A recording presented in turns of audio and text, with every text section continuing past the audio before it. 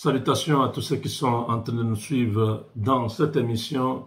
Nous sommes très heureux de vous retrouver encore sur Congolais TV, votre chaîne alternative qui vous permet d'être au contact de l'actualité dans notre pays. Mes chers amis, c'est un grand jour après un discours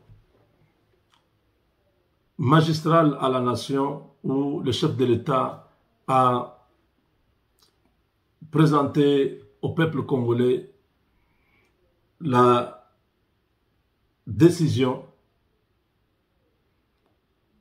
de pouvoir proclamer l'état de siège. Toute la partie Est est maintenant sous l'administration de l'armée et l'armée va devoir obliger les ennemis du peuple à déposer les armes. Ils sont tout faits, tout flammes. En Ituri, on nous signale que les Codeco et les autres groupes armés sont en train d'enterrer les armes. Les choses n'ont pas encore commencé. Ça, ce sont les avant-goûts. Parce que très bientôt, d'ici peut-être demain, il y aura déjà les gouverneurs.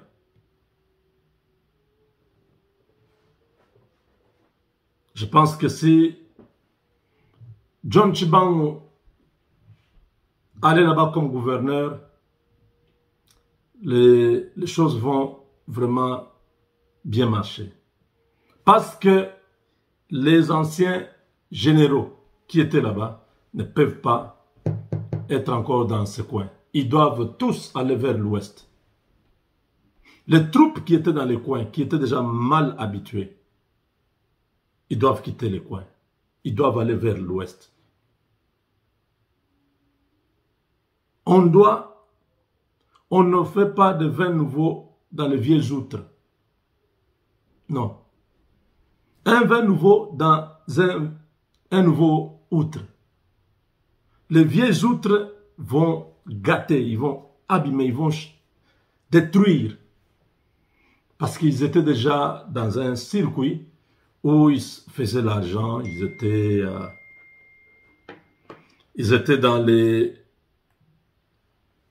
dans un réseau de décourager les FARDC. Leur salaire, je ne sais pas comment ça s'est passé, mais ils ont joué un mauvais rôle de commandement pour affaiblir l'armée de l'intérieur.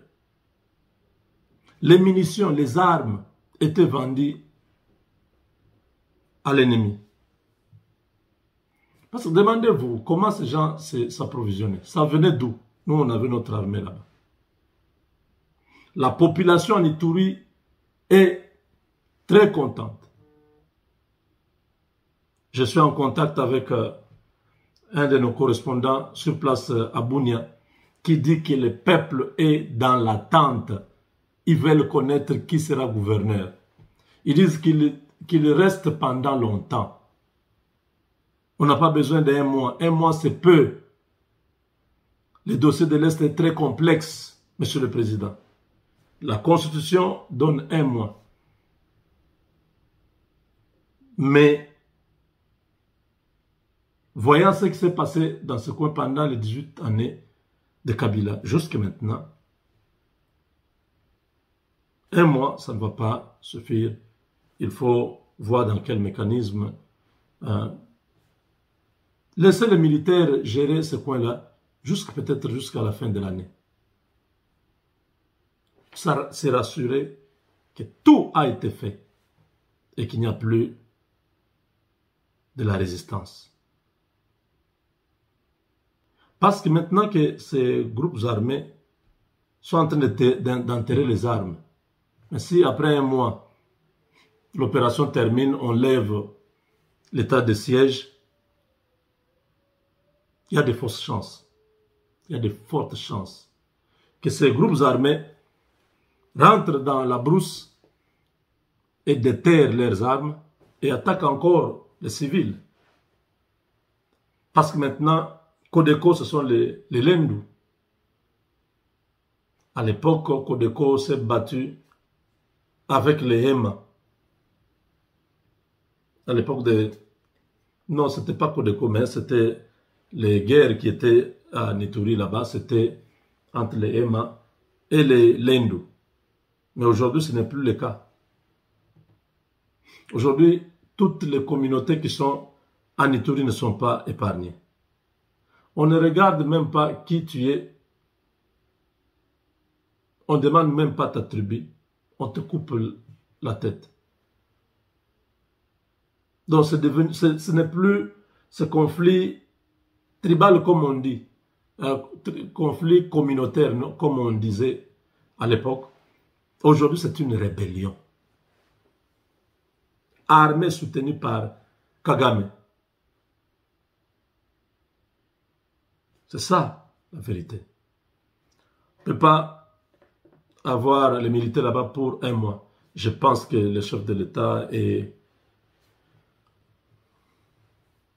d'autres responsables politiques devront voir la Constitution dit 30 jours, renouvelable 15 jours, 15 jours. Même Covid, l'état d'urgence de santé, c'était de mars au mois de mai, je crois. C'était quelque chose comme ça.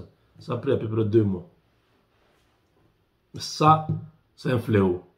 Le pays est menacé. Le pays est affaibli.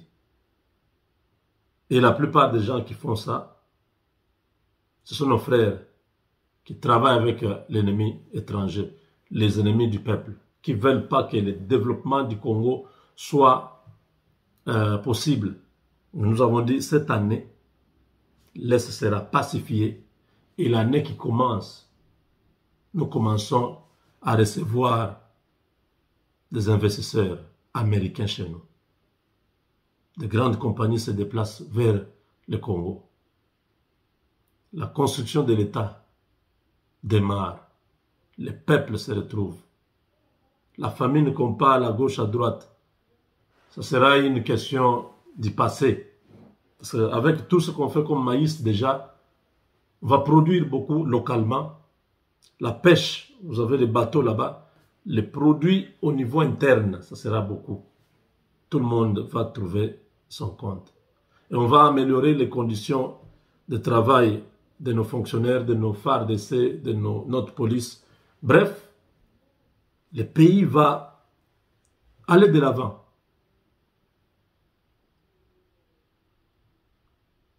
Je veux vraiment que cette opération, l'état de siège, que toute la population soit derrière notre armée. Nous sommes arrivés au moment que tout Congolais voulait. Je sais qu'il y a des gens qui sont toujours mécontents. Ils ne seront jamais contents jusqu'à la venue de Christ. Parce que c'est Félix qui est là. Je sais.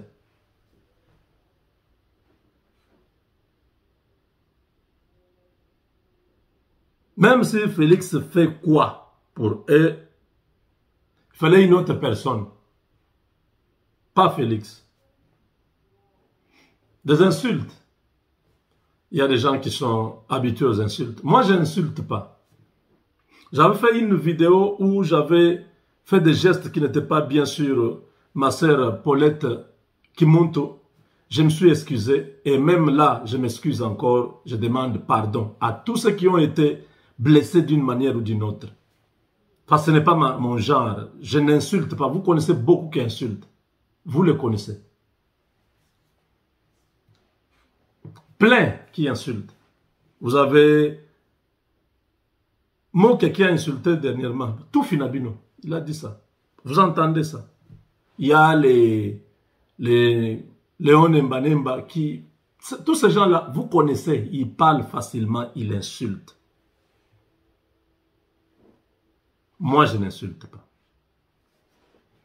Il y a des gens qui disent, oh, fini ma maman. Moi, je dis, mais regardez la vidéo. j'ai fait des gestes qui n'étaient pas bien, ce n'était pas bon. J'ai même moi-même regretté. J'ai dit, en tout cas, pardonnez-moi.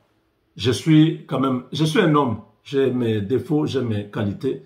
Mais c'est pas tout ce que j'ai fait de bien là. Vous oubliez ça parce que j'ai fait seulement les gestes là, ces jours-là. Ça devient un problème. Le problème, ce n'était pas la vidéo là. Les gens qui n'aiment pas Tshisekedi, ils savent que je soutiens Tshisekedi. Ils profitent derrière cette vidéo là pour faire des choses, dire des choses. On m'a insulté beaucoup. Bon, ça c'est la nature humaine. Moi, vous m'insultez, je n'insulte pas. Donc, vous comprenez. Les problèmes ici, tout Congolais qui aime le Congo voulait que l'Est du Congo soit en paix. Oui ou non? Les gens ont fait des marches. Oh, je suis béni, je suis ceci. Mais il y a l'état d'urgence, l'état de siège qui est proclamé, déclaré, annoncé, décrété.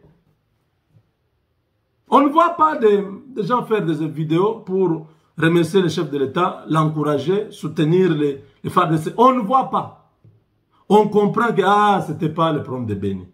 Les gens qui n'aiment pas Tshisekedi, profitez de cette histoire pour chaque fois vilipender le président, dire Azoko Kate, Tala depuis ailleurs, ses promesses, il ne tient pas ses promesses. Félix Tshisekedi, depuis qu'il est au pouvoir, il a toujours été au front. Ça, c'est mon frère Chimbalanga que je salue. Jean-Louis, j'ai lu une de tes publications ici. Ça m'a beaucoup intéressé.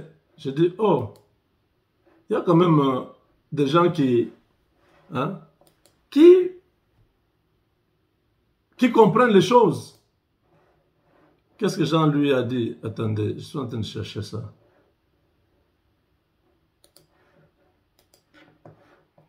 Qu'est-ce qu'il dit ici? Ok.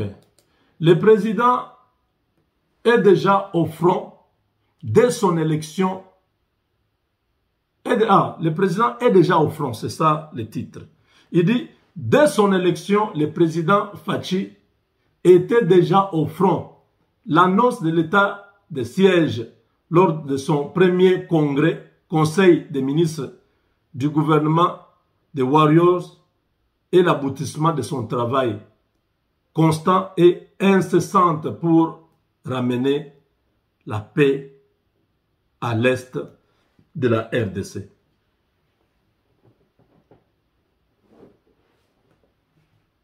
Tshisekedi était déjà au front. Combien de tours il a fait à l'est là-bas?